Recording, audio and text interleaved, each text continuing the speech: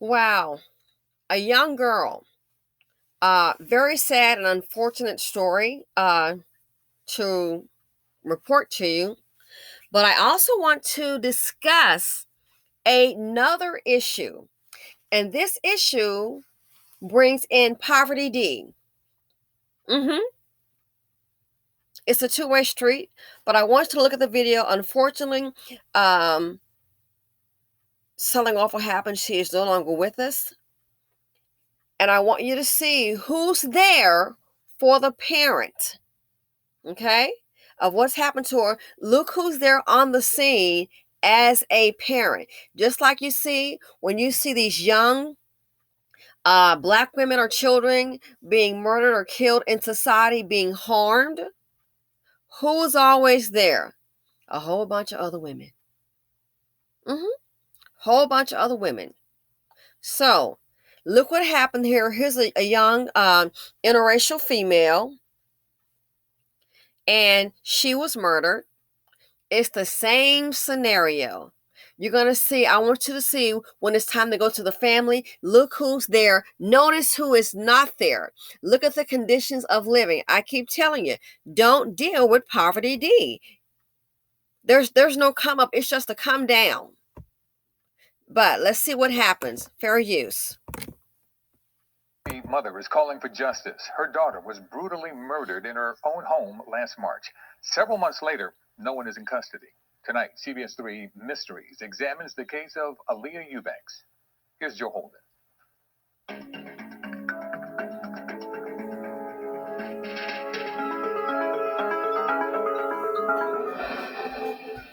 CBS 3 Mysteries has covered some of the area's most notorious unsolved cases. This week, though, we profile a brutal homicide that has until now received very little attention. Nearly a full calendar's worth of seasons have passed since Aaliyah Eubanks was murdered in her Bridgeton apartment. On this summer afternoon, family and friends visit her grave, adding some scarecrows and fall flowers. The deadly shooting happened on March 16th. Jennifer Williams says her daughter, a single mother, had just returned home from work. March turned my world upside down. As a mother, as a parent, I was bringing my daughter home from doing a 16-hour shift at a nursing home. She was taking care of other people's mothers and fathers and grandparents. 16 hours, I take her home. And less than 3 hours later, I get a call saying my daughter was murdered in her bed. That they came in her and snatched her out of her bed and murdered her. Williams says video surveillance shows three men fumbling at the back door of her daughter's Bridgeton apartment. She says they appeared to be comfortable and familiar with the area. Leah was found tied up and had been shot 6 times.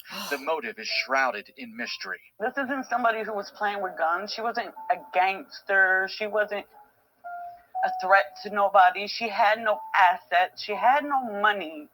She lived in low income. Recently, Cumberland County prosecutors say they recovered what they believe to be the murder weapon. They tell CBS 3 Mysteries the development brings them a step closer to charging those responsible for Leah's murder. They declined to speak with us about the case on camera.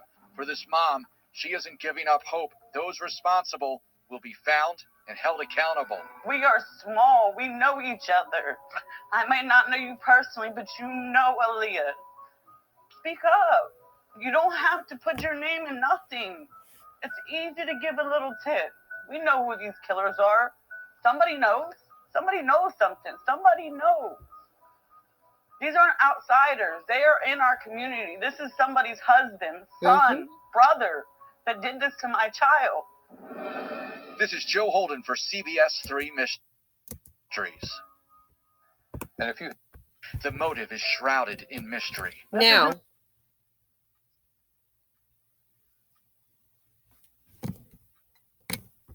wow.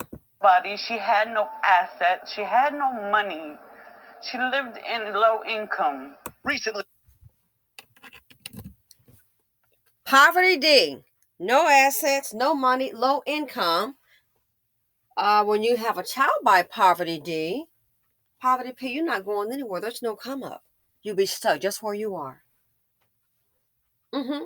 Now, in society, I know except from the Black community, but women in other communities, of course, it's common. They look for other men to be in charge, to be leaders. They look for other men to be in positions of power. They actually, it's kind of a norm for other men to be expected to be, I don't know, let's see, providers. Okay? But in our community, it's called, it's a 50-50 thing. 50-50 is nonsense. It's not even realistic. But this situation here, listening to the mother, no assets. She didn't have, she's, and think 16-hour days, a single mom living in low income housing. A single mom, low income housing, poverty D.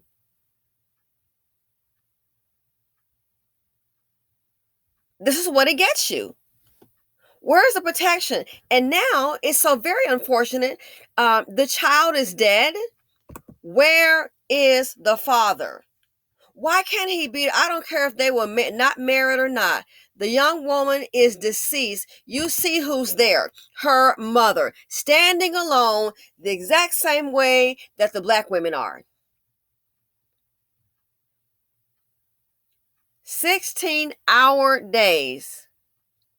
And she went to pick him up. Not we. Maybe if they had two incomes, if he was active, maybe couldn't have gotten the girl a vehicle.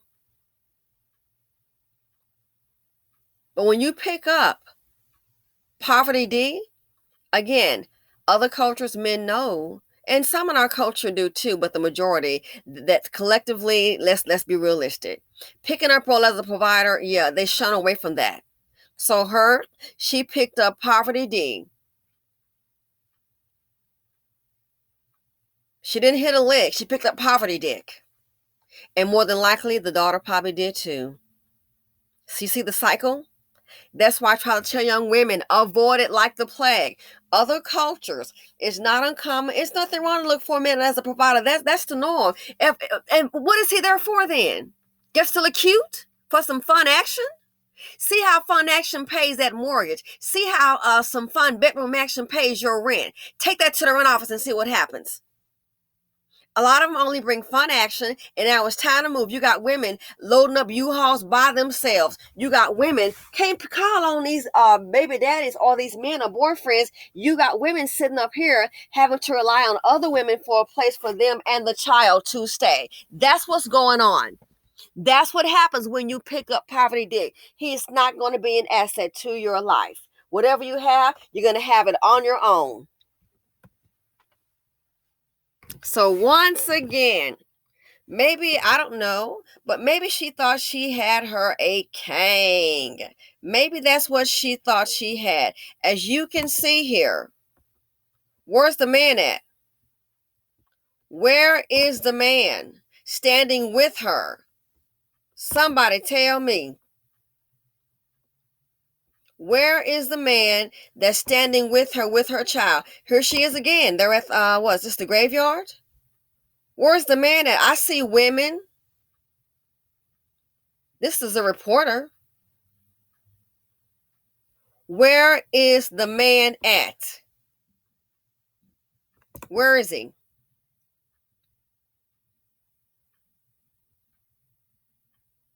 Left alone. And more than likely, I wouldn't be surprised if she raised this girl alone. So now you see a cycle of poverty. Young, with child, working 16-hour days and on the low and on low income. At a nursing home, more than likely a low paying job. You see the cycle of poverty? So yeah, it's nothing wrong with looking for a man to enhance your life. You should be able to enhance each other's life. It's nothing wrong for a man to be a provider. That's pretty much the norm. If one's not willing to be one, then honey, you need to keep on looking. Kick those dust bucket boots to the side and keep on looking. He can go on and shuck and jive someplace else.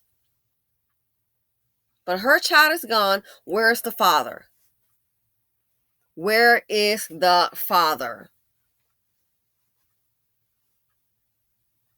She didn't say we. I picked her up. There is no we. Her father and I miss her. Any man that's worth a darn active in a child's life, you would know this is the time to be there. Where is he? She's here at the gravesite, her child. Where is the man? This is what Poverty D will get you. There she is again, home, pictures of her child. This is what Poverty D will get you. And then if you're in an unsafe environment, I'm sure we're going to hear some more information on this. I'm hoping to get an update.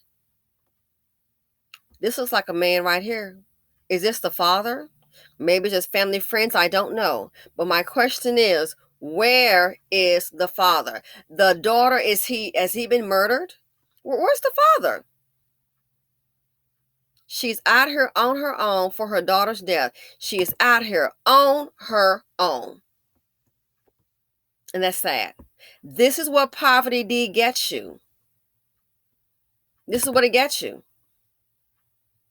You have more poverty. Beautiful girl gone. This is what it gets you. You just happen to have more poverty.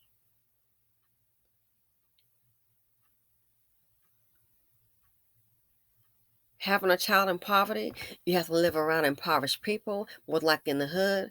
You're going to live around a lower class of people. And poverty equals violence, because guess what? A lot of violence occurs there. They're not being productive. I don't think it's an excuse. It's just a reality. So Poverty D, that's where it gets you. So young, all the opportunities, low-income housing, because she's a mother. Where's the baby daddy? Didn't see him there either. So I am not against having families. Heck no. I'm against young women already putting yourself on the poverty train and dealing with Poverty D. That's a sure way far to do it, because you know if you get with child, it's not going to be, what are we going to do? There's no building. You are pretty much on your own. So it looks like the mom is a single mother, and so is the young girl here. Poverty D. See where it gets you? It's guaranteed poverty. Rest in peace to the young woman. 3 men breaking into the place, shooting her 6 times. Really?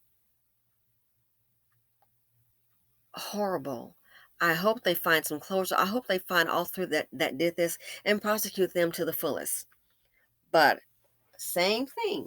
Like you see the black women when the kids, oh, well, she probably takes somebody's life. That line is old and played out. No one's buying it anymore. Only the dust buckets. So the same thing with Becky. Poverty D. This is where it gets you. It's the same scenario as a black woman in the inner city. There is no difference. Cynthia G has covered that. And then you stop and think about it, and you're like, well, look around. Yeah, it's the same thing. So what is the common denominator? The black women left raising kids alone. When something happens, the man's not around. The white women raising kids alone. Maria, where is he? The common denominator is the dust, you see. So feel free to comment, like, subscribe, and share. If you have any updates, feel free to share those as well. But this here is just sad. It's really sad. Rest in peace, young woman, and I'm out.